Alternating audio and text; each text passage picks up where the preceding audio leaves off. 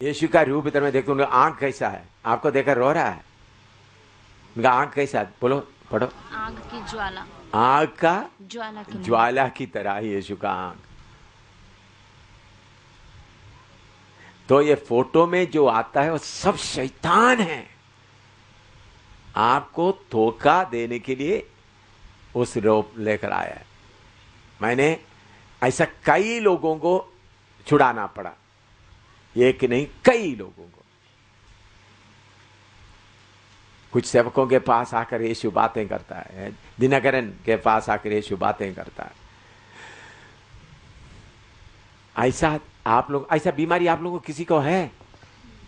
यीशु आपके पास आता है, आपको दर्शन देता है। अभी पब्लिक में मत बताओ, बाद में आकर मुझे बताओ, शर्म के मारे पब्लिक में मत बताओ।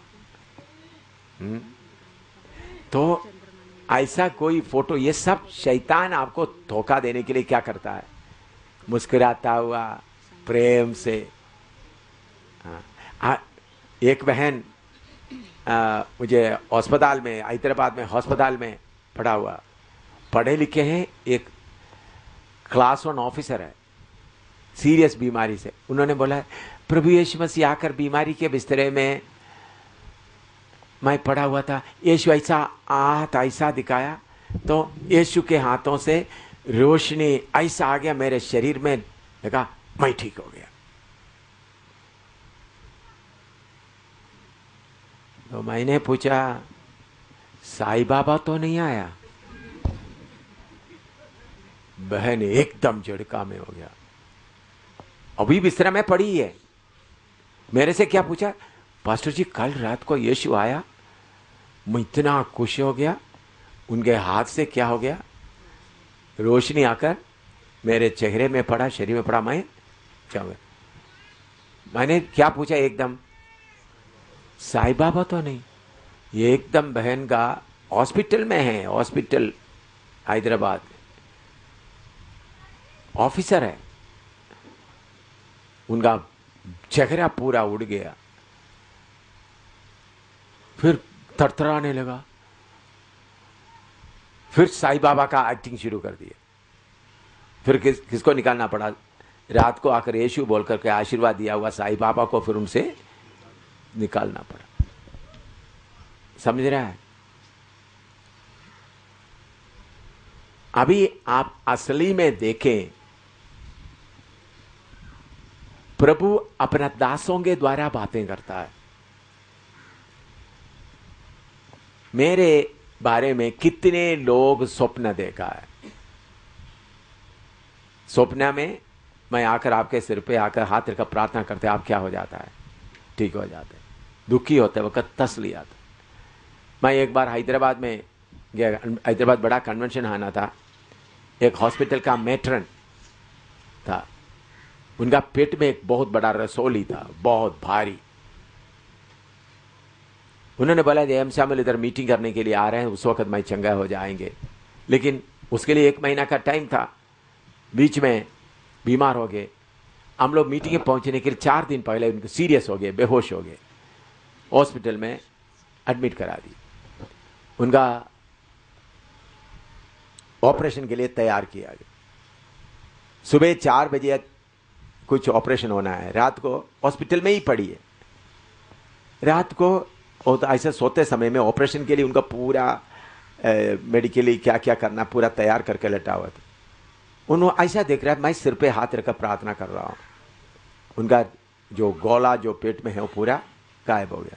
तो उठकर देख रहा, तो डॉक्टरों को बुलाया, तो एक्सरे लेकर देखा तो पूरा क्या हो गया, साफ हो गया। तो मैं जब उसके बाद 2 दिन के बाद उतर गया, तो फसलों को देखो वो खबर फैल गया, एम शामिल का सपने में देख लिया तो भी बीमार अच्छा गए हो गए।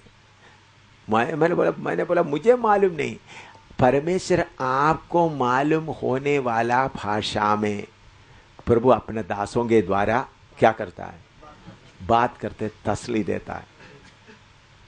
क्यों यीशु आकर बात नहीं करता, यीशु का रूप लेकर बात क्यों नहीं करता, आप बोलो हैं? हाँ, फिर उसका मोती, आप यीशु को प्रभु के दासों को दिखा तक उस दास का अधीन रहो, मैं उसके अंदर हूं। वो दास को कुछ भी नहीं पता। कितने लोग मेरे बारे में बोलते मुझे फोन करते, मैं कल रात बहुत दाद मैं रो रहा था तो मुझे ऐसा लगा आप आकर मेरे से बात करें, सिर में हाथ रखकर प्रार्थना कर रहा, मैं पूरा दिल था। मुझे कुछ भी नहीं पता, वो एम शामिल का कोई खूबी नहीं है, मुझे कुछ भी नहीं पता। वो बहन को ऐसा बीमारी है करके मुझे मालूम नहीं। आप लोग कोई फोन करके मुझे बताते समय मुझे मालूम होता है आपको ऐसा घटना हुआ। तो प्रभु ऐसा क्यों करता है? हम दूसरे कोई मूर्तियों के पीछे ना जाएं, कोई दूसरा रूप ना बनाएं। आपको समझाने के लिए समझने वाला भाषा में प्रभु बताता है। इसलिए प्रभु मूसा, अच्छी तरह सुनना इधर में, प्रभु मूसा से बताता है कितने बार मैंने तुमसे बात किया, तूने कोई रूप देखा है? तो अगर आप कोई रूप देखेगा यीशु का बोलकर, वो किसका नहीं है? यीशु का नहीं है। मैं कितने बार यीशु के साथ में बातें किया, कितने बार। एक बार मैं हैदराबाद में, वो भी हैदराबाद कलईकुंडा, उस वक्त मैं फौज में ही था। कलईकुंडा उधर में एक फोर्ट है, जो हमारे रेजिमेंट उधर था। गोलकोंडा, गोलकोंडा, कलईकुंडा कलकत्ता में, गोलकोंडा पोर्ट। तो कोई एक आदमी, एक नबूवत करने वाला उधर मैसूर के एक जगह में था। उनको प्रभु ने बताया, उन्होंने और 2 लोगों को लेकर मुझे ढूंढकर, मेरे लिए प्रभु ने उनको कुछ बताया। प्रभु ने बोला एम सामुएल हैदराबाद में हैं, उनको जाकर बताओ। तो उन्होंने ढूंढ कर हैदराबाद में 3 दिन लगा, सफर करके हैदराबाद में आ गया। 3-4 कलीसिया में गया, तो बाद में एक कलीसिया में मालूम हो गया, मैं उधर में प्रचार किया। तो उस वक्त मैं फौज में ही थे। तो उन्होंने ढूंढ कर रात को 11 बज गया मेरे जगह में आने के लिए। मैं उस समय गोलकोंडा पोर्ट के अंदर जाकर प्रार्थना करने कभी कभी जाता। मेरा सेवादार को बताया, उस वक्त मैं शादी नहीं किया हुआ था। सेवा करने वालों को बताया मैं फलाना जगह में प्रार्थना के लिए जाता हूँ, अगर कोई इमरजेंसी कुछ हो तो मुझे उधर आकर मिलना है। तो मैं उधर में कुंडा में बैठकर प्रार्थना करके, रात को 1:30 बज गया। प्रार्थना के लिए मेरे ख्याल में 9 बजे 8-9 बजे गए थे। तो मैं 1:30 बज के उठकर वापस आते समय में 2-3 लोग करीबन 50-60 गज पीछे पूरा बेहोश की तरह पड़ा हुआ है। मैंने सोचा कौन है, तो उठा के तो तुम लोग देखो। उन्होंने बोला जब हम आए तो आप किसी के साथ कुंडा में खड़ा होकर हाथ देकर के बातें कर रहे थे। वो इतना जलाल से भरा हुआ व्यक्ति था, इसलिए हमको देख नहीं सकता, हम बेहोश होकर गिर पड़े। उन लोग भी चेहरा नहीं देखा। मैं कितने बार प्रभु से बात किया, एक बार भी चेहरा दिखाई नहीं दिया। तो अगर कोई आकर चेहरा देखता बोलते सो मैं विश्वास करने के लिए तैयार नहीं हूं। वो जरूर शैतान आपको धोखा देने के लिए आकर करते हैं। अभी पिछले दरिवाल में सर्वशक्तिमान परमेश्वर, इसके पहले में कभी यीशु कभी आते हुए सर्वशक्तिमान परमेश्वर स्टेज के पास खड़ा हुआ, थोड़ा सा मुझे इतना कांप गया, मेरे आवाज भी बैठ गए। मेरे ख्याल में मैंने बताया, मैं इतना कांप गया। तो परमेश्वर का कोई रूप आप देखने के लिए कोशिश ना करें। वो क्यों ऐसा करता है? ताकि मनुष्य कोई अपना कल्पना में कोई रूप ना बनाए। तो अगर आपको कोई यीशु दिखाई दिया बोलता है तो ऐसा लोगों को बिठाकर प्रार्थना करके उस यीशु से उनको क्या करना है? छुड़ाना है। मैंने बोला था इधर जम्मू में एक बहन थी, बोलता मैं शादी भी नहीं करूंगा, फिर शादी वगैरह किया, अभी बच्चे भी है। बोलता यीशु आकर मेरे साथ लड़ते भी है। तो ऐसा धोखा किसी को ना हो। तो यीशु का आंख कैसा है? कैसा है? कुछ लोग बोलेंगे यीशु मुझे देखकर रो रहा था, प्यार से देख रो रहा था। यीशु नहीं है, शैतान तुमको धोखा देने के लिए आ रहा है। यूहन्ना यीशु को देखे तो उनका आंख कैसा है? आंख के ज्वाला। हबकुक 1:13।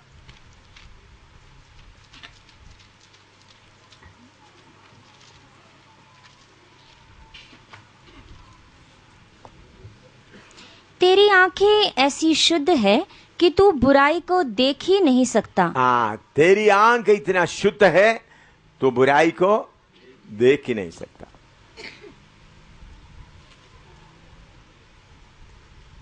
हालेलुया। पद संहिता 11 का 4 पढ़िएगा।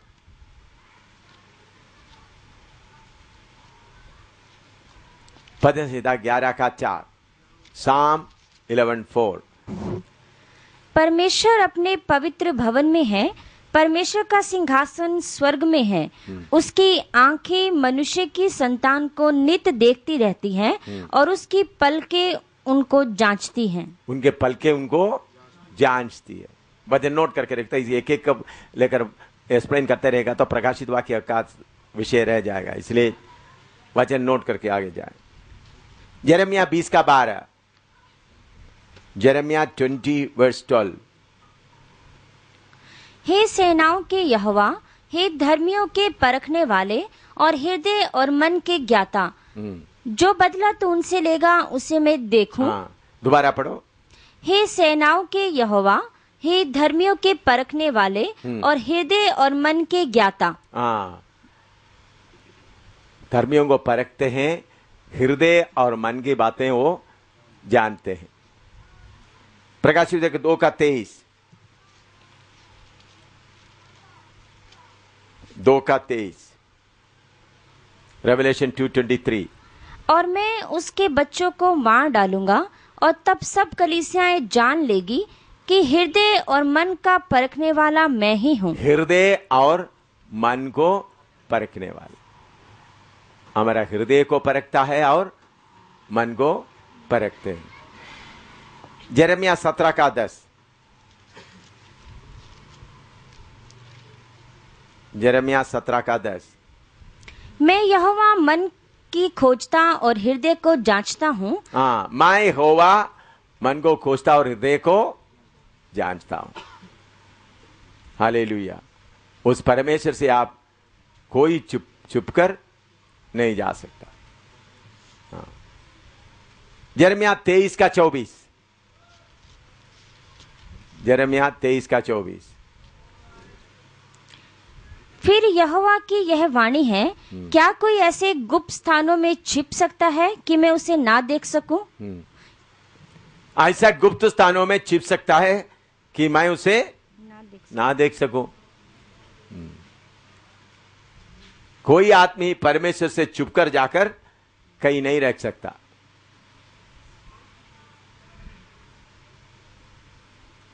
पद संहिता 139 का 7 से 10, 139, 7-10। भजन संहिता 139 का 7 से 10। मैं तेरे आत्मा से भागकर किधर जाऊं व तेरे सामने से किधर भागूं? यदि मैं आकाश पे चढ़ूं तो तू वहां है, यदि मैं अपना बिछौना अधोलोक में बिछाऊं तो वहां भी तू है। यदि मैं भोर की किरणों पर चढ़कर समुद्र के पास जा बसूं तो वहां भी तू अपने हाथ से मेरी अगुवाई करेगा और अपने दाहिने हाथ से मुझे पकड़े रहेगा। ये दाऊद लिख रहा है, मैं किधर भी जाऊं आप मेरे पीछे हैं। इसको ऊपर ज्यादा विवरण करने के लिए समय नहीं है, इसलिए वचन सिर्फ देकर आगे। रोमी 8:27 पढ़िएगा। रोमी 8:27। और मनों का जांचने वाला जानता मनों को जांचने वाला जानता है। इब्रानी 4:13, इब्रानी 4:13। और सृष्टि की कोई वस्तु उससे छिपी नहीं है, वरन जिससे हमें काम है उसकी आंखों के सामने सब वस्तुएं खुली और बेपर्द हैं। हाँ, जिसे हमको काम, उनके सब वस्तुएं खुली और बेपर्दे, सब उनको मालूम।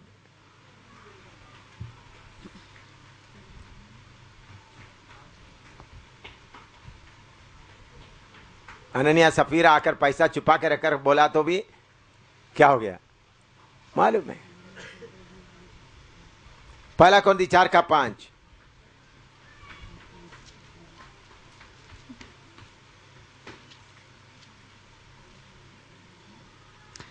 सो जब तक प्रभु ना आए समय से पहले किसी बात का न्याय ना करो। वही तो अंधकार की छिपी बातें ज्योति में दिखाएगा और मनों की मतियों को प्रकट करेगा। तब परमेश्वर की ओर से हर एक की प्रशंसा होगी। हालेलुया। परमेश्वर आकर सब बातों को क्या करेगा? जो अच्छी तरह मालूम है वो न्याय करेगा। आइसिया 49:16। देख, मैंने तेरा चित्र अपनी हथेलियों पर खोद कर बनाया है। तेरी शहरपनाह सदैव मेरी दृष्टि के सामने बनी रहती है।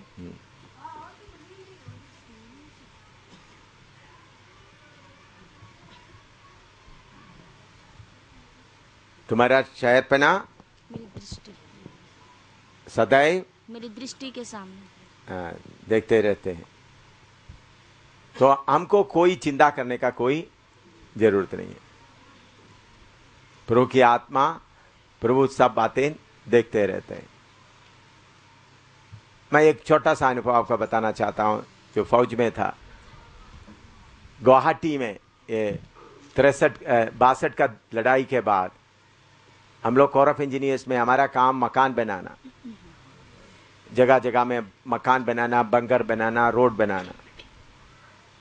तो मुझे जिम्मेवारी दिया गया था जो आगे आसाम के जगह जगह में जो जितना मटेरियल चाहिए, लकड़ी बाकी वगैरह सब इंतजाम करके जरूरत के अनुसार भेजना।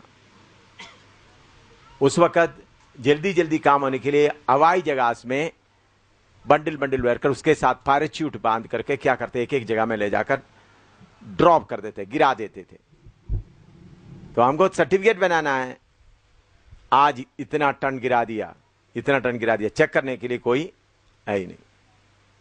तो हमारे डिविजनल कमांडर, डिव कमांडर और बाकी चीफ इंजीनियर वगैरह सब प्लान बना दिया लूटने के लिए, क्योंकि आज 20 हवाई जहाज का सामान डाल दिया तो करोड़ों रुपया उन लोग ऐसा कागज बनाकर लेके आया। तो टेक्निकल ऑफिसर के तौर पर मुझे साइन करने के लिए खास कॉलम है, मैं उसको पास करना है।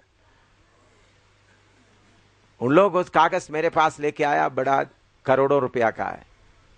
मैंने मेरे टेबल में आ गया, मैं एक नोट लिख करके दूसरा जो ऑफिसर को भर देता, ड्रॉपिंग डिटेल्स, प्लेन का नाम, dropping details with number, submit dropping details. हवाई जहाज में कौन कौन सा with flight detail, flight number, उसको डिटेल्स। तो उनको फिर देखा तो एक एक हवाई जहाज जाता है तो कितने बार कितने टाइम में जाता है उसका रिकॉर्ड होता है, उसके अनुसार रिकॉर्ड इन लोग देना है। मैंने वो पूरा मुझे रिपोर्ट दे दो। वो फ्लाइट रिकॉर्ड हमेशा प्लेन का भी होता है, उनका कंप्यूटर का भी होता है,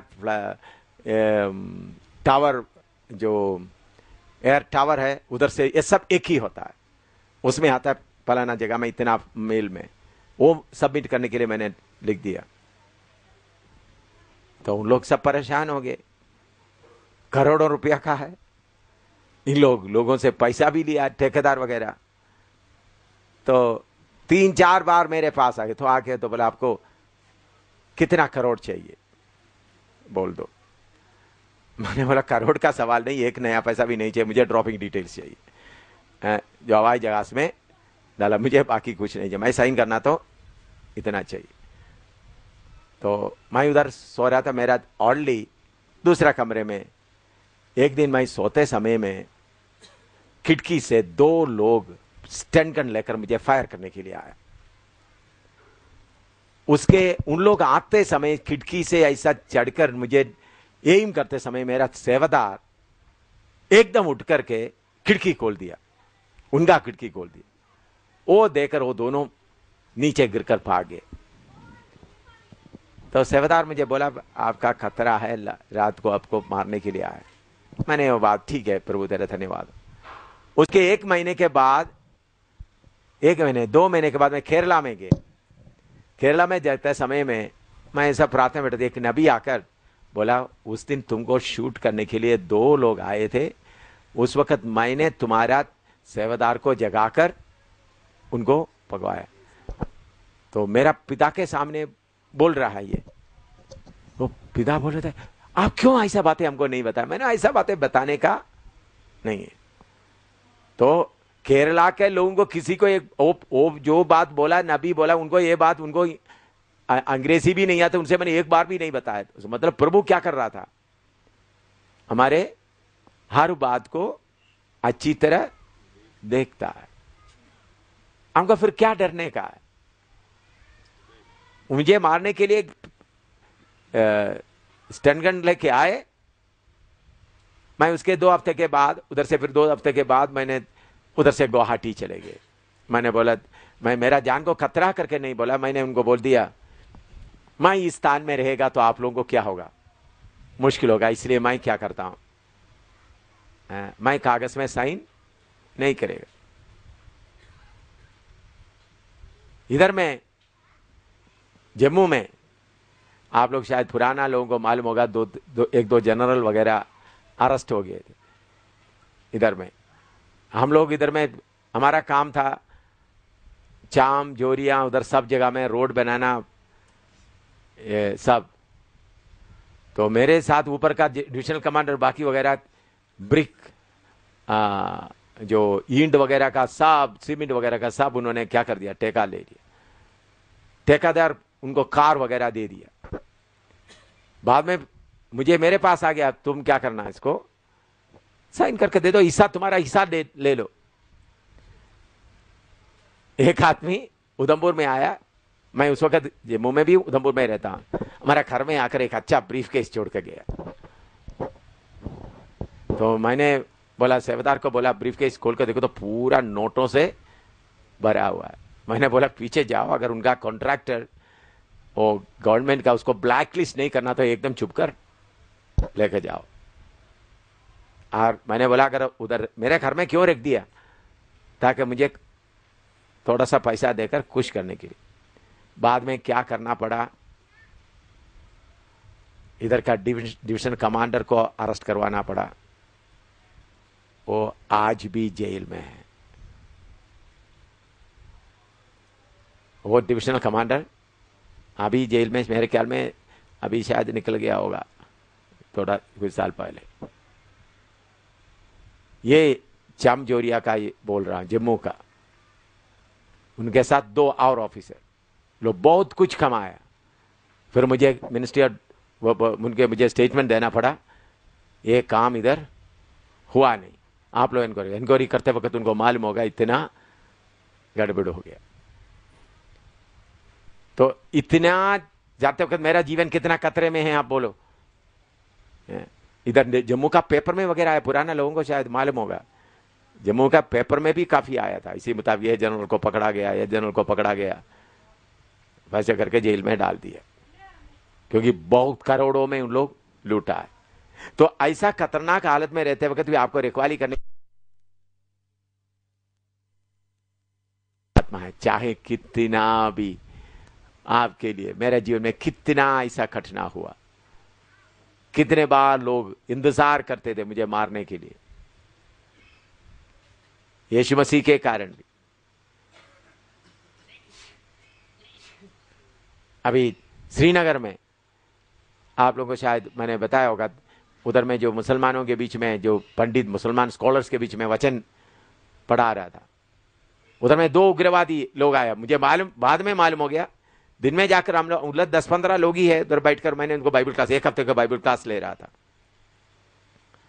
दोपहर को खाना खा के मैं चले गया। वापस शाम को आते वक्त उन्होंने बोला, आज 2 लोग आए थे आपको शूट करने के लिए। उन लोग कोर्ट के अंदर क्या बोलता फेरेंट के अंदर क्या लिखा हुआ था, रिवॉल्वर रखा था उनके पास। उनको बोला था 5 लाख रुपया तुमको देंगे।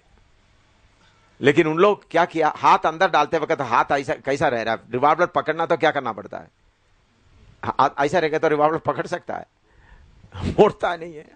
जेब में हाथ डाल रहे, क्या हो रहा है, रिवॉल्वर मोड़ते। बाद में उन लोग बोला ये बड़ा शक्ति वाला है, इनके पास कुछ भी नहीं हो सकता। कौन देख रहा है, रिवॉल्वर जाकर डाला हुआ करके कौन देख रहा है? हाँ, फिर क्यों डरना है? ऐसा कितना कठिन है। तो हमारा परमेश्वर चारों तरफ हमको देखते रहते हैं। तो हमारा गलतियों को देखता है, हमारे रखवाली का हालत को देखता है, हर बात को देखता है। उनके सामने अपना पापों को छुपाना नहीं, अपना पापों को इकरार करें। छोटी बात, बड़ी बात, सच सच बोल दो, मैंने ऐसा किया है, मैंने ऐसा ऐसा किया है। तब आप क्या हो जाएंगे? शुद्ध हो जाएंगे। उसके ऊपर थोड़ा सा ढीला डूला करके थोड़ा मसाला सलाला चढ़ा के फिरते थे, तो वो मसाले के नीचे क्या रहेगा भाई? आपका पाप रहेगा। अभी समझ लो आपने गलती कर दिया, थोड़ा मसाला वसाला डालकर बोलेगा तो बाकी पाप माफ हो जाए, मसाला लगा हुआ उधर का पाप उधर ही रहेगा, उसके साथ शैतान भी पीछे आएगा। तो हमेशा आप प्रभु के सामने, दाऊद के बारे में मैं, दाऊद परमेश्वर का मन के अनुसार, गलती तो आया लेकिन उन्हें अपना गलती को क्या नहीं किया? छिपाया नहीं, तो शुद्ध हो गया। हम कभी कभी अपने लोगों के इज्जत के लिए अपना गलती को क्या करता है? छुपा कर चलते हैं, इसी कारण शुद्ध नहीं होता। तो परमेश्वर का आंख, यीशु का आंख आंसू बहाने वाला आंख नहीं, बल्कि कैसा आंख है? आंख के ज्वाला। ये आप हमेशा आप कोड़ियों को देख के रोने वाला आंख, या लासर के घर में जाकर यीशु आपको देखकर रोता नहीं रहता। यीशु का प्रेम आपको करता है। तो यीशु का आंख कैसा है? आंख के ज्वाला की तरह। लिख दिया। अभी उसके आगे उसका पांव, प्रकाशित 1:15 पढ़िएगा। उसके पांव उत्तम पीतल के समान थे, जो मानो भट्टी में तपाए गए हों। हाँ, उसके पांव उत्तम पीतल के समान थे, जो मानो भट्टी में तपाए गए हो। उसका पांव कीले का निशान के वाला पाव नहीं है, न्याय का पाव से। अभी देखो सांप के सिर के ऊपर कौन सा पाव आता है? आग में आपने देखा होगा, लोहार के उधर में आप जाकर देखो, कोई लोहा आग में डालकर करने के बाद कैसा रहता है? रेड हॉट, लाल गर्म रहता है। तो यीशु का पाव पीतल हो, पाव रखेगा तो शैतान का सिर क्या हो जाता है? पूरा कुछ नहीं, कोई नहीं तो बस पूरा चर्बी सब निकल कर जल जाता है। दानियल 10:5 और 6 पढ़िएगा। दानियल 10:5 और 6। तब मैंने आंखें उठाकर देखा कि सन का वस्त्र पहने हुए और उफास देश के कुंदन से कमर बांधे हुए एक पुरुष खड़ा है। उसका शरीर फिरोजा के समान, उसका मुख बिजली की नाई, उसकी आंखें जलते हुए दीपक की सी, उसकी बाहें और पांव चमकाए हुए पीतल के से। हालेलुया। और उसके वचनों का शब्द। देखिए, मैं ये बात बताते वक्त आप लोगों के दिमाग में चल रही, यीशु को आप जो फोटो में देखता है वो यीशु नहीं है। और आपको ऐसा बीमारी पड़ा हो तो उसमें से आप क्या करना है? छुड़ाना पड़ना। मैं कितने बार यीशु, मैं जम्मू में छोटा ऑफिस में कितने वर्मा के मकान में रहते थे, मुझे ऐसा रहता था यीशु पीछे खड़ा है। कितने बार मैं चुप कर ऐसा बैठ जाता, रोना शुरू करता, मुझे हिम्मत नहीं होता पीछे देखने का, कांपता। एक बार नहीं, कितने बार ऐसा अनुभव हुआ, फिर भी मैं कोई रूप नहीं देखा। मुझे महसूस होता है यीशु पीछे खड़ा। अंदर की आत्मा बोलते कौन पीछे खड़ा है? यीशु खड़ा। ऐसा मोड़कर देखने के लिए मुझे हिम्मत, पूरा शरीर कांपता। आपने देखा दरिवाल में मैं जोर से प्रचार कर रहा था, लेकिन जब उनका उपस्थिति महसूस था, मेरा गला भी क्या हो गया? रुक गया था, कांप गया था। थोड़ी देर के बाद उनका उपस्थिति हटने के बाद मैं थोड़ा देश में आ गया था। इसलिए मेरे प्यारों, यीशु को कोई सपना देखता है, देखना देखता है, वो सब शैतान की तरफ से है। ऐसा होने के क्यों? ताकि यीशु आम मनुष्य है करके आपका मन के अंदर चिंता आ जाए। यीशु का पाव कैसा है? इतना जलता है।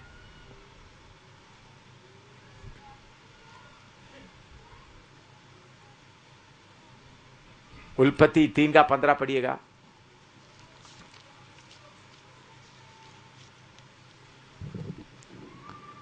और मैं तेरे और स्त्री के बीच में और तेरे वंश और इसके वंश के बीच में बैर उत्पन्न करूंगा। वह तेरे सिर को कुचल डालेगा और तू उसकी एड़ी को डसेगा। हाँ, तेरे सिर को क्या करेगा? कुचल डालेगा। प्रभु यीशु मसीह ने शैतान का सिर को कुचल दिया है। यशायाह 63 का 3 और 4 पढ़िएगा। यशायाह 63 का 3 और 4। मैंने तो अकेले ही होद में दाखें रौंदी हैं और देश के लोगों में से किसी ने मेरा साथ नहीं दिया। हाँ, मैंने अपने क्रोध में आकर उन्हें रौंदा और जलकर उन्हें लताड़ा। उनके लहू के छींटे मेरे वस्त्रों पर पड़े हैं। इससे मेरा सारा पहरावा धब्बेदार हो गया है, क्योंकि पलटा लेने का दिन मेरे मन में था और मेरी छुड़ाई हुई प्रजा का वर्ष आ पहुंचा है। हाँ, कहाँ तक पढ़ना?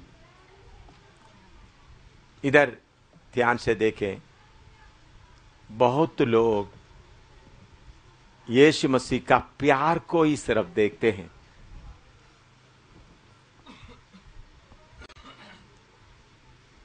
सुसमाचार में यीशु का रूप कैसा है? एक आम मनुष्य का प्यार करने वाला, लेकिन यीशु का असली रूप प्रकाशित वाक्य में है।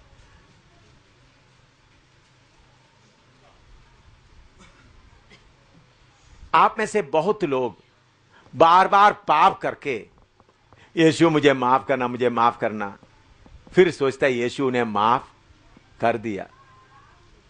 ऐसा सोचकर आपका जीवन ऐसा बनाया। प्रभु यीशु बोलता है, मैं कौन हूं? भस्म करने वाला आग।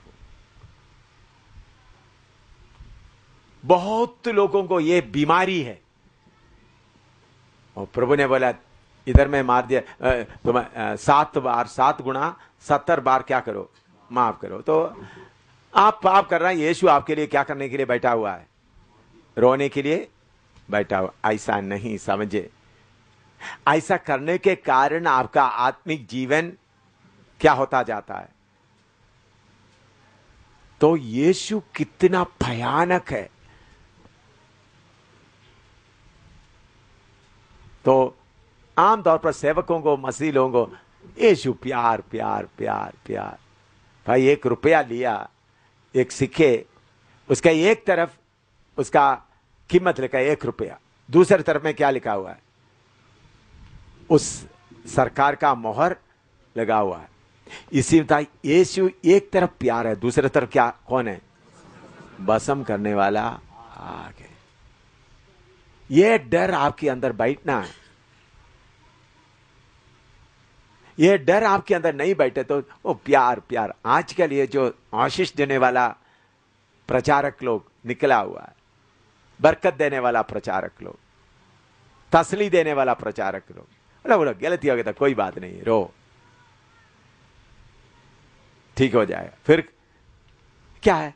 फिर अभी आजकल लोगों के अंदर में आया, भाई गलती करो फिर थोड़ी देर रो, फिर गलती करो फिर रो, फिर गलती करो रो। कौन सा किसका कीमत हो गया? थोड़ी देर रोने में क्या हो गया? गलती करो रो। मेरे प्यारो, कब आपको उखाड़ कर फेंकेगा मालूम?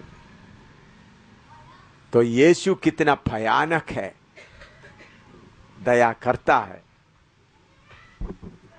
ये ऐसा ना सोचिएगा यीशु आपको प्यार करके कैसा भी स्वर्ग में ले जाना चाहता है। बहुत तेरा लोग ये मन के अंदर में ये चिंता है, यीशु हमको कैसा भी प्यार करके स्वर्ग में ले जाना चाहता है। भाई यीशु ऐसा टेका नहीं लिया है। यीशु का वचन को अच्छी तरह समझना। यीशु बोलता है जो जय पाएगा वो मेरे साथ राज्य करेंगे। आपको मौका दिया है, आप नरक में जाए तो यीशु को कोई काटा नहीं पड़ता।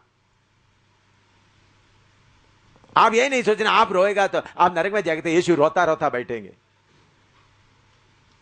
सर्वशक्तिमान परमेश्वर आपको एक मौका देता है। अगर आप ये मौका को स्वीकार करके आप रहेगा तो आपको आशीष मिलेगा। बहुत बार सिर्फ प्यार ही प्यार बोलते रहते, इसलिए पाप करने के लिए लोगों को बहुत मन हो जाता है। सेवक लोग सिर्फ क्या बोलता है ताकि किसी को दुखी ना करे, इसलिए प्यार प्यार का वचन बोलेगा, फिर चंदा भी मिल जाएगा है? उनका गलती तो उन्होंने फिर क्या करेगा, 5 रुपया डालने के लिए आया तो अपना गलती को थोड़ा डाम डोल करके थोड़ा रो बोल दिया तो 5 जगह में 15 रुपया डाल देगा। पास्टर का चंदा का पेटी भी पापी तुमको काट कर फेंकने वाला के बोलता 5 रुपया भी नहीं डालेगा, थू कर निकल कर जाएगा। मेरे प्यारों, यीशु का सही रूप प्रकट करना, नहीं तो कलीसिया पवित्र नहीं रहेगा। अभी शैतान, बड़ा शैतान लूसीफर अपना पूरा कोशिश कर रहा है हमारे खिलाफ, थोड़ा नहीं बार बार पूरा कोशिश कर रहा है, फिर भी हमको लकीर में खड़ा करके मीटिंग चला रहा हूं, लकीर में खड़ा करके। तो पवित्रताई, दिखावटी पवित्रताई नहीं, हमको बहुत है। एक पवित्रताई हमारे पीछे कौन सा है, ओ हमारा पास्टर कोई बहनों से बात ही नहीं करता, हमारा पास्टर कितना पवित्र, आपको मालूम है, बहन लोग चाय देने से भी नहीं पिएगा, पास्टर लोग कोई भाई लोग क्या कर, उनके कमरे में कोई बहन लोग जा भी नहीं सकता, ताकि हमारा पास्टर क्या है, कितना पवित्र है। एक पास्टर मुझे मालूम है, कोई बहन लोग कमरे के अंदर आ गया तो 2-3 लोगों बोलकर पानी लेकर फिर पोछा लगवाता है, कहीं बहन लोग आ गया तो, ताकि उनका पवित्रताई, ये नकली पवित्रताई से कुछ भी होने का नहीं है। ये दिखावटी पवित्रताई क्यों करता है मालूम है? कारण क्या बताओ आप? अंदर से पवित्र नहीं, इसलिए क्या करना पड़ता है, बाहर से दिखाना पड़ता है। अंदर से पवित्र नहीं है, इसलिए बाहर से दिखाने के लिए थोड़ा कुछ करना पड़ता है, ताकि अपना पाप को ढांपने के लिए थोड़ा दिखावटी पवित्रताई दिखाना जरूरी है। व्यभिचार कौन सा है?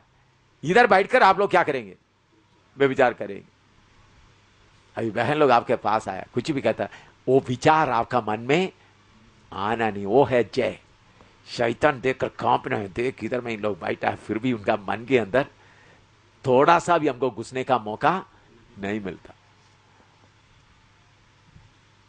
ऐसा पवित्रता ही चाहिए, दिखावटी पवित्रता से आपको धोखा ही मिलता है, बाकी लोगों को ठोकर भी नहीं होना। अगर किसी को ठोकर आता है आपके पास आकर पूछते वक्त आपने साफ साफ क्या करो, भाई ऐसा है बता दो। तो मेरे प्यारों, नया नियम का पवित्रताई पुराना नियम का पवित्रताई से 1000 गुना बड़ा है। पुराना नियम का पवित्रताई क्या, ये मत करो वो मत करो, ये था। लेकिन नया नियम का पवित्रताई क्या है? दिल को देखने वाला, जांचने वाला परमेश्वर के सामने आपका पवित्रताई प्रकट होना है आपके अंदर में। इधर में परमेश्वर के आंख के बारे में पढ़ते हैं और न्याय के बारे में पढ़ते हैं। आंख के बारे में देखा, फिर प्रभु क्या करता है, न्याय करता है। मैं अकेला रोमता है, वचन में ऐसा ही लिखा है ना। एशिया 63 का 3 और 4 भी पढ़िएगा। एशिया 63 का 3 और 4। मैंने तो अकेले ही होद में दाखें रौंदी हैं और देश के लोगों में से किसी ने मेरा साथ नहीं दिया। हाँ, मैंने अपने क्रोध में आकर उन्हें रौंदा और क्रोध में आकर उनको रौंदा और जलकर उन्हें लताड़ा। हाँ। उनके लहू के छींटे मेरे वस्त्रों पर पड़े हैं। हाँ। इससे मेरा सारा पहरावा धब्बेदार हो गया है। क्योंकि पलटा लेने का दिन मेरे मन में था। पलटा लेने का दिन मेरे मन में था। अभी आप लोगों का स्वभाव कैसा है ये देखिए। प्रभु यीशु मौला इधर में मार दिया तो दूसरा भी क्या करे, मारे। प्रभु यीशु मसीह सलीब पर लटकते हुए बोला, प्रभु इन्होंने ये पाप किया है, इनको। तो यही पाप लोग, कुछ लोग मुझे बोलते थे यीशु आखिरी में शैतान को भी पूरा माफ करके नरक को भी प्रभु स्वर्ग बना देगा। मेरे से कुछ लोग सवाल पूछे, इतना प्यार से भरा हुआ परमेश्वर नरक को कैसा सह सकता है? आप लोगों के दिमाग में भी कभी को आया होगे? हैं? हैं? इतना प्यार करने वाला परमेश्वर। मेरे प्यारों, प्यार के साथ साथ दोनों बराबर जाता है, न्याय भी सजा भी बराबर जाता है। आपको मन में मूसा, मैं बहुत डरता हूं। मूसा को परमेश्वर बोला तुम कनान देश देखेगा नहीं। कौन सा था? जल्दीबाजी में आकर उन्होंने चट्टान को आज्ञा देने के जगह में मारा। तो डरो, पाप मत करो। प्यार सिर्फ देखते हुए नहीं। अगर आपका जीवन में गलती आया तो प्रभु जल्दी मुझे शुद्ध करो, गलती आ गया तो इसका मतलब यह नहीं बार बार क्या करते रहे, गलती करता रहे। अचानक चलते समय में प्रभु ने हमारा स्वभाव को बदला लेने का, मनुष्य का स्वभाव से निकालकर असली रूप में लाने के लिए प्रभु ने क्या बोला, इनको दुश्मनों के लिए क्या करो, प्यार करो। तो दुश्मनों को प्यार करो मतलब जाते वक्त आप पाप करके बैठा हुआ तो आपके ऊपर क्या आएगा? परमेश्वर का सजा, न्याय आएगा। तो इसलिए परमेश्वर का प्यार का स्वभाव, न्याय का स्वभाव दोनों देख करके आगे बढ़ना है। भजन संहिता 50 का 6।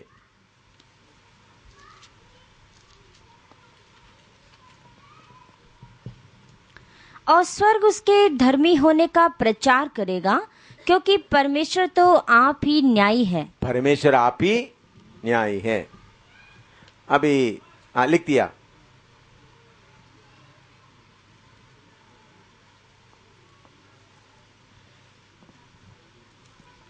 अभी यह आपको सबको अच्छी तरह मालूम होने वाला एक वचन पढ़ने जा रहा हूं, फिर मैं सवाल पूछने जा रहा हूं। लूका 10 का 18 और 19। लूका 10 का 18 और 19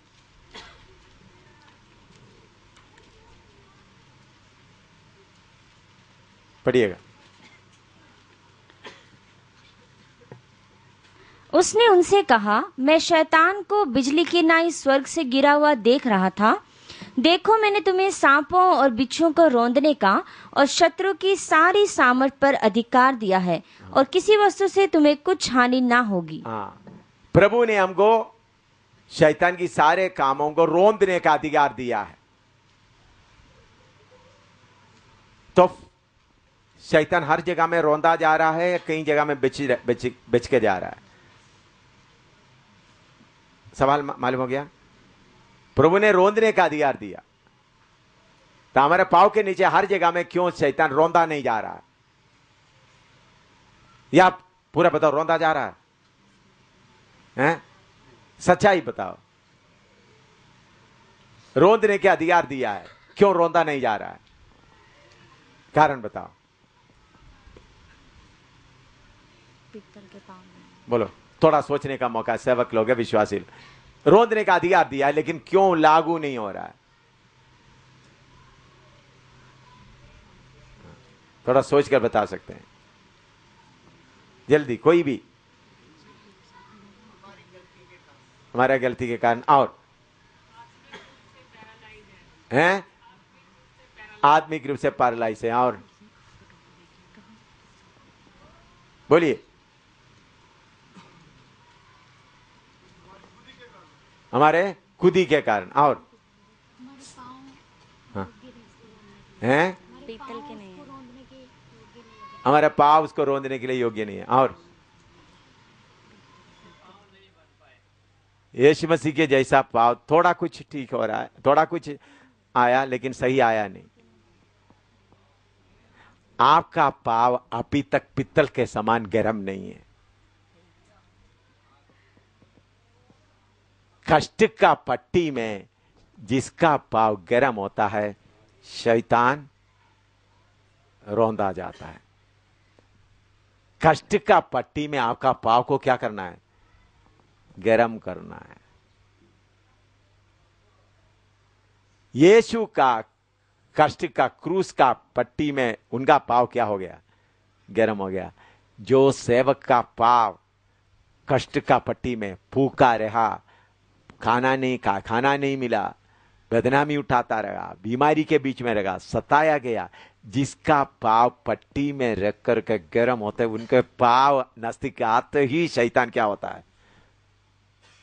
उनको खड़ा होने नहीं। आपको थोड़ा कष्ट होता है, रोना शुरू कर देता है।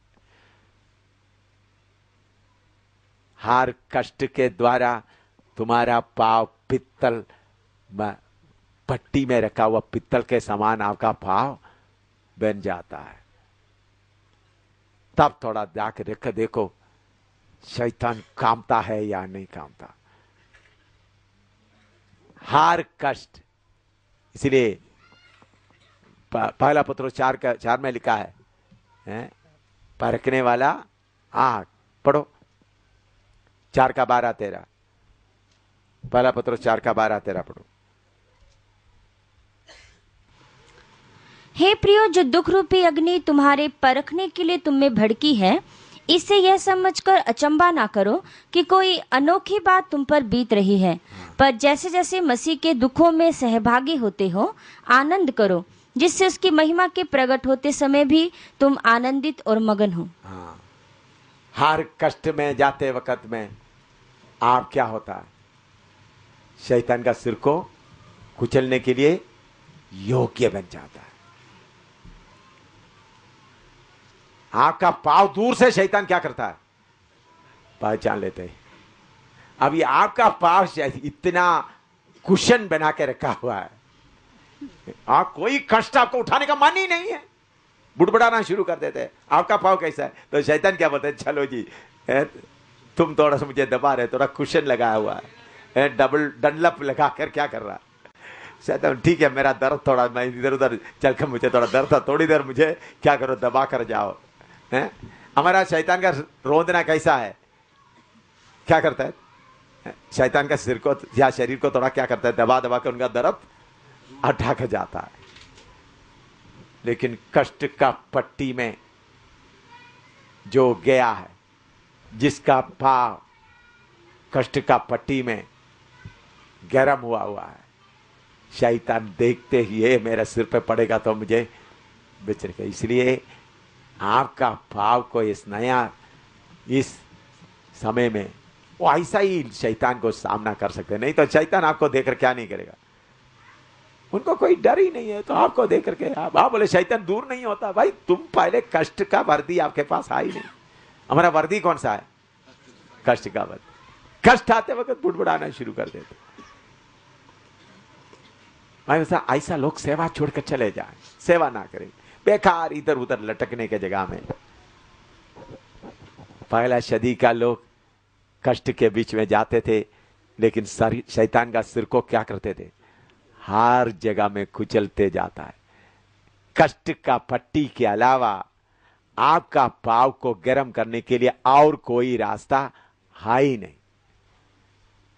आत्मा में प्रार्थना करते, प्रभु पवित्र आत्मा का आग के द्वारा मेरा पाव को गर्म कर दे। बोलने से पवित्र आत्मा आग के द्वारा आपका अंदर का गंदगी क्या हो सकता है? जल सकता है। लेकिन आपका पाव गर्म होना तो कष्ट का पट्टी में खुशी से चलता है, तो पाव गर्म होता गर्म होता गर्म होता गर्म होता जाता है। फिर आपको बोलते शैतान मैं आ रहा हूं, बोलते ही आपका मुंह से शब्द निकलते ही शैतान कामना शुरू हो जाता है, इनके सामने मैं खड़ा नहीं होता। तो आपका पाव गर्म करने का जगह किधर है?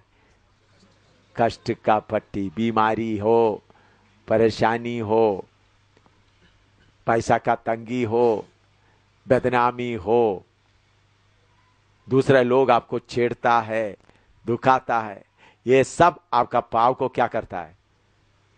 गर्म कर देता है।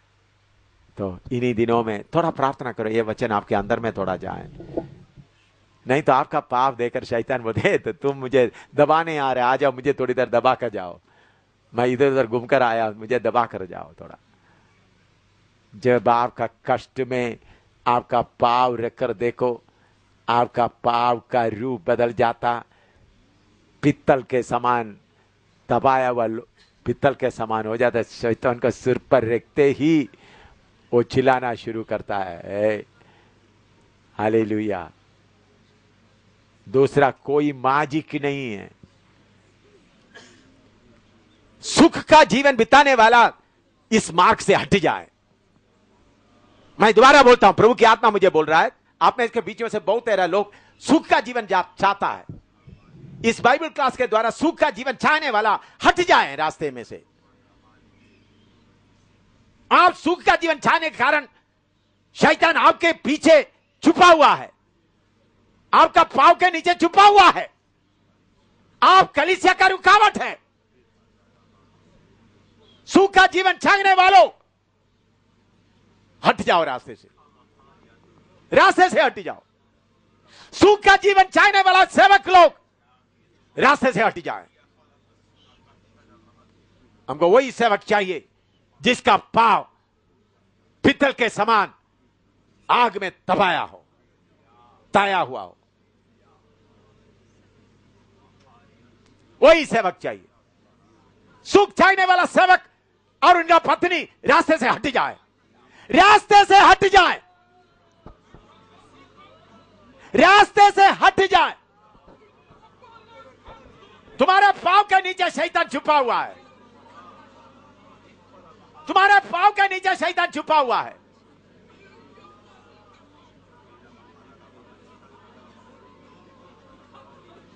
शैतान तुम्हारे पांव के नीचे छुपा हुआ है।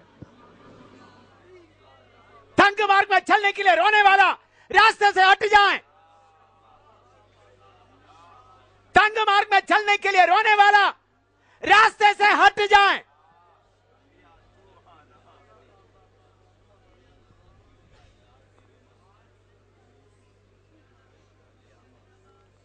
तंग मार्ग में आया सेवकों का मैं उनका जूता बना कर दे दो। तंग मार्ग में चलने के लिए आया हुआ लोगों के बीच में पास्टर लोग अभी क्या कर रहा है, तंग मार्ग में चलते वक्त उनका जूता बना के दे रहा ताकि उनको चोट ना लगे। यह जूता बनाने का जगह नहीं है। तंग मार्ग में कांटों पर चलते समय जूता बनाकर पहनाकर, पास्टरों का काम जूता बनाकर पहनाने का नहीं है। कांटों पर चलते चलते पांव मजबूत होना है। पास्टरों का काम जूता बनाकर देने का नहीं है।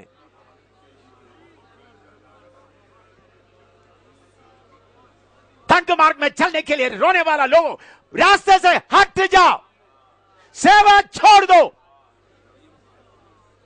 तुम्हारे पांव के नीचे शैतान आराम कर रहा है।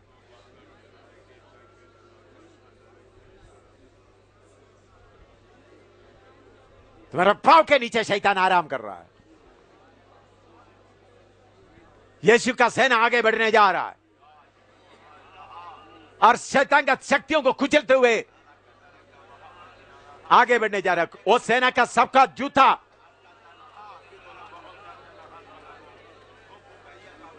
पित्तल के समान, चाहे कितना भी बड़ा शैतान का शक्ति हो, हिंदुस्तान के ऊपर हुकूमत करने वाला हो, नेपाल के ऊपर हुकूमत करने वाला हो, उन सेवकों के पांव के नीचे उसको रौंदा जाएगा, जलाकर रौंदा जाएगा।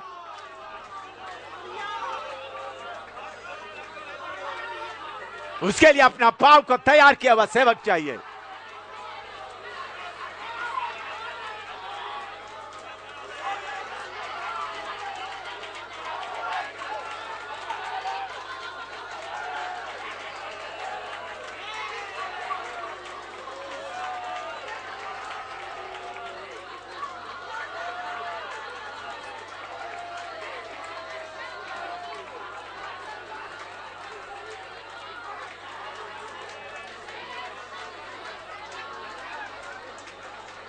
कष्ट के द्वारा तुम्हारा पांव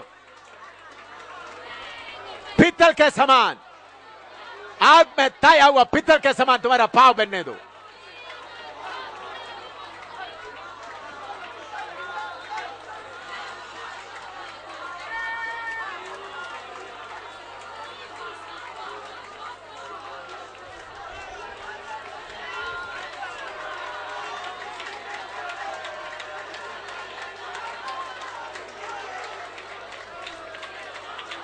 हर कष्ट तुम्हारा पाव को पित्तल के समान बनाता है,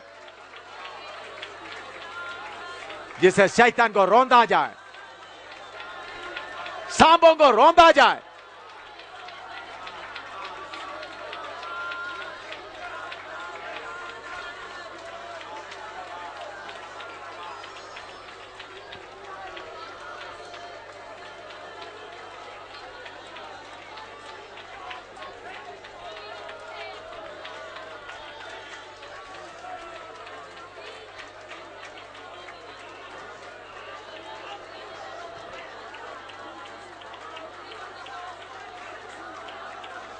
हालेलुया। आपका पांव देखकर हिंदुस्तान नेपाल का सारे सांप भागना शुरू करना है। आपका पांव देखकर हिंदुस्तान के सारे सांप, नेपाल का सारे सांप भागना। आपका पांव देखकर भागना है।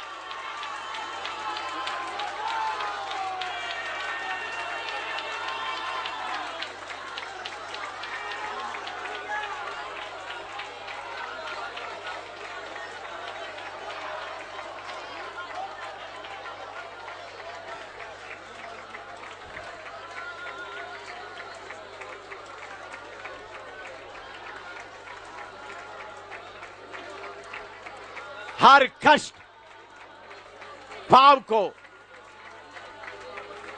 थाया हुआ पित्तल के समान बनाता है। पहले सदी का सारा सेवक का पाव शैतान का सिर का कुचलने वाला था।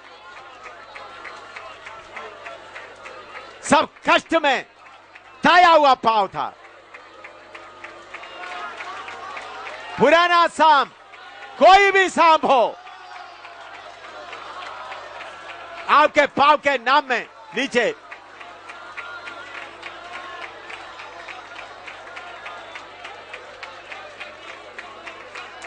आपका पांव के गर्मी से वो जल जाए।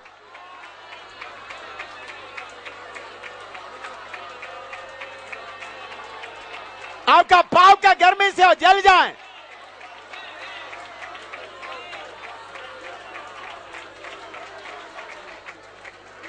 आमीन। याद रखें, आपका जीवन में आने वाला हर कष्ट आपका पांव को पित्तल में, जो पित्तल आग में ताया हुआ पित्तल के समान आपका पांव बनाता है। पहले सदी के सारे संतों का पांव ऐसा था, इसलिए कोई सांप बचा नहीं, सब जलता जलता गया।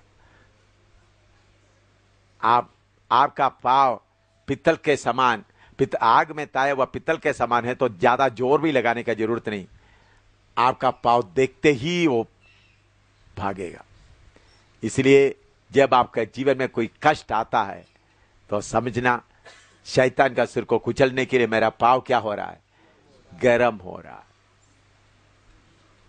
चाहे निंदा है, बदनामी है, बीमारी है, पैसा का तंगी है, पति पत्नी का समस्या है, पड़ोसियों का समस्या है, जो कोई कष्ट है, याद रखना आपका पांव को क्या करता है, शैतान का सिर को कुचलने के लिए गर्म करते हैं।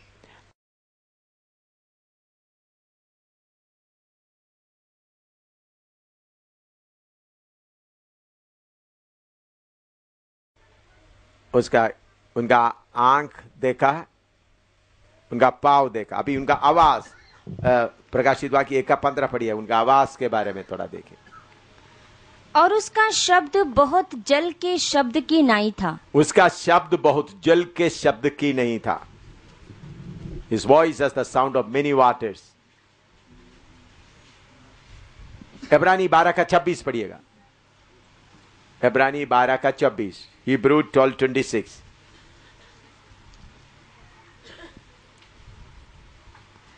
उस समय तो उसके शब्द ने पृथ्वी को हिला दिया। पृथ्वी को क्या कर दिया? उनका शब्द ने पृथ्वी को हिला दिया। हाँ,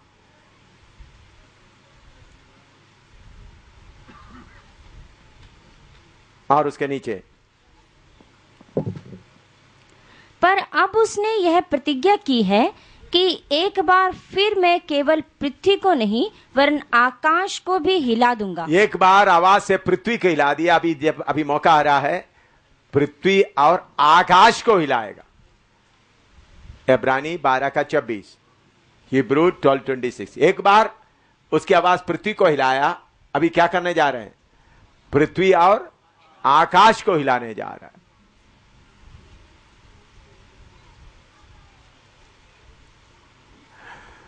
लिखते, जल्दी लिखे, प्रकाशित वाक्य 3:20।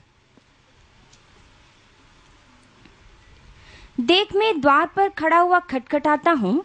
यदि कोई मेरा शब्द सुनकर द्वार खोलेगा तो मैं उसके पास भीतर आकर उसके साथ भोजन करूंगा और वह मेरे साथ। ये वचन आप सबको मालूम है।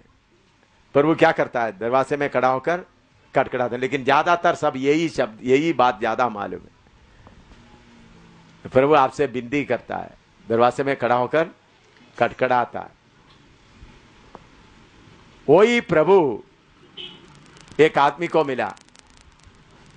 प्रेरितों काम 9:3-5 तक पढ़िएगा। प्रेरितों काम 9:3-5 तक।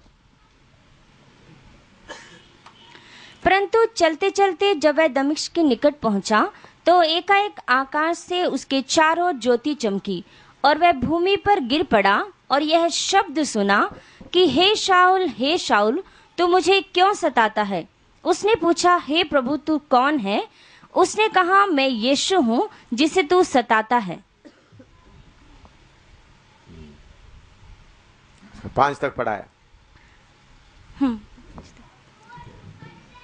अभी यीशु दरवाजे में खड़ा होकर खटखटा रहा है। इधर में शाऊल को, जो पौलुस बना, उनको प्रभु क्या कर रहा है? चलते चलते अचानक उसके ऊपर, पढ़ो क्या हुआ। परंतु चलते चलते जब वह दमिश्क के निकट पहुंचा तो एकाएक आकाश से उसके चारों ओर ज्योति चमकी। आकाश से चारों तरफ ज्योति चमकी और वह भूमि पर गिर पड़ा और यह शब्द सुना कि हे शाऊल, तू मुझे क्यों सताता है? इधर सेवक लोग भी, बाकी लोग, आप लोग भी नहीं। एक जगह में प्रभु बोलता है, मैं दरवाजे में खड़ा होकर खटखटाता हूं, परमिशन मांगता है अंदर आने के लिए। इधर में परमिशन कुछ नहीं किया, अचानक उसके ऊपर प्रभु ने हमला कर दिया। ये फर्क क्यों है? बोलो, आप तो इतना साल से बाइबल पढ़ रहा है। एक बोलता है मैं दरवाजे में खड़ा होकर क्या कर रहा हूं? खटखटा रहा हूं। दूसरे के ऊपर प्रभु ने क्या कर दिया? सीधा आकर खटखटा रहा था, हमला किया और नीचे गिर पड़ा, अंधे भी हो गए। ये क्यों? ये फर्क क्यों? क्यों शाऊल के दिल में दरवाजे में होकर टंग टंग टंग टंग टंग सब शाऊल खोल दो खोल दो खोल दो करके क्यों नहीं बोला? हैं? मानने वाला नहीं था। अच्छा, और दूसरा?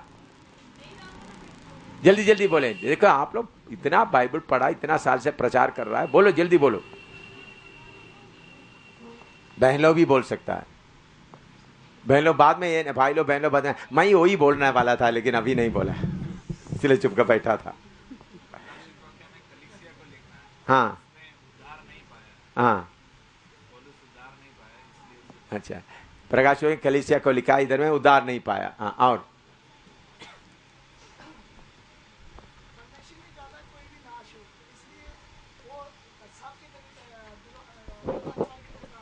सब कट रहा था।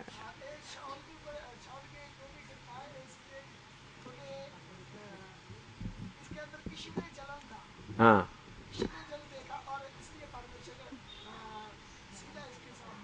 और कुछ बोलो, और कोई?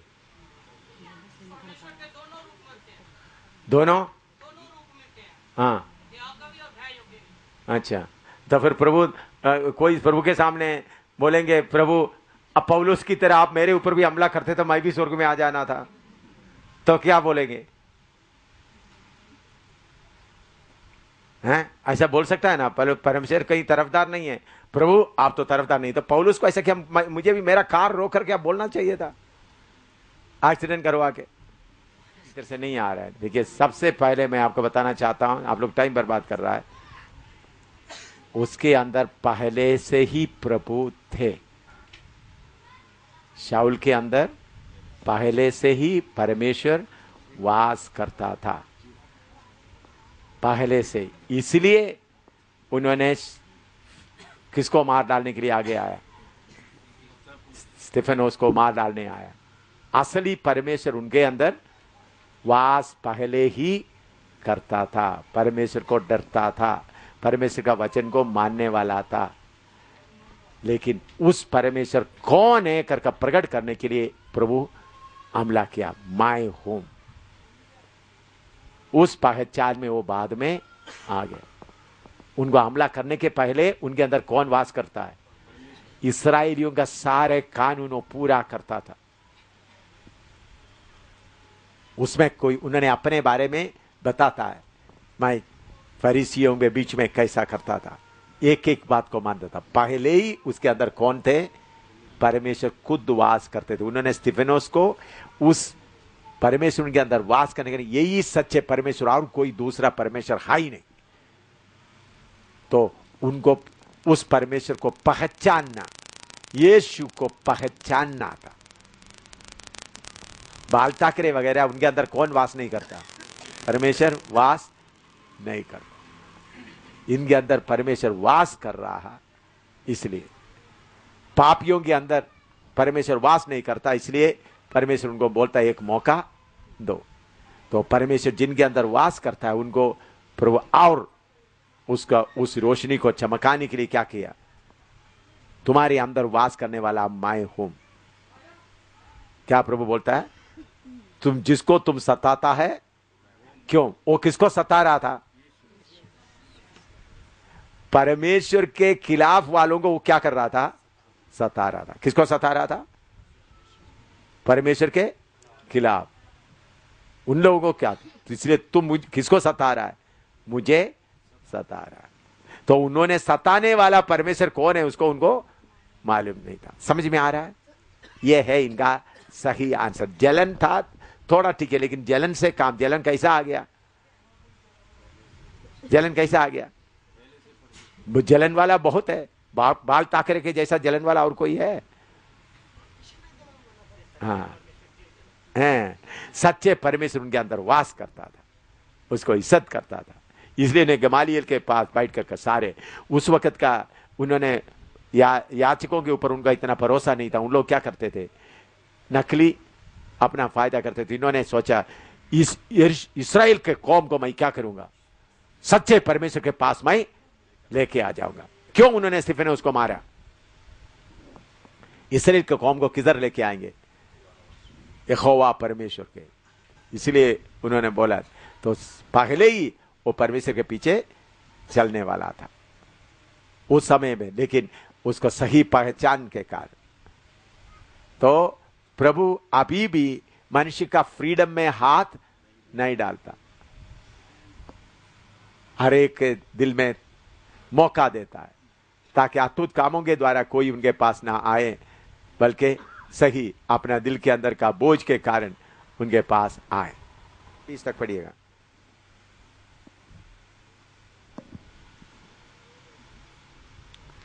उसने गलील की झील के किनारे फिरते हुए दो भाइयों अर्थात शमौन को, जो पतरस कहलाता है, और उसके भाई अनंद्रियास को झील में जाल डालते देखा, क्योंकि वे मछुए थे, और उनसे कहा, मेरे पीछे चले आओ तो मैं तुमको मनुष्यों के पकड़ने वाला बनाऊंगा।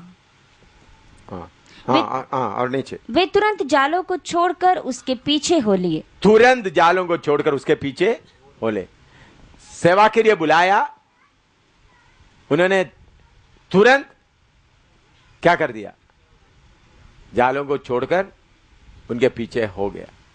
उनका बुलाने का उस ताकत, शब्द में इतना ताकत होता है। प्रभु अपना सेवा के लिए किसी को रोते रोते नहीं बुलाता है। प्रभु किसी को रोते रोते नहीं बुलाता, अधिकार से बुलाता है।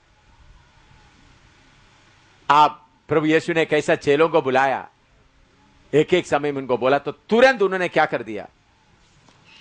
अपना जाल उधर छोड़कर यीशु के पीछे हो लिया। सारे सेवकों को उन्होंने बुलाते समय में कोई ना कोई काम में लगे हुए थे।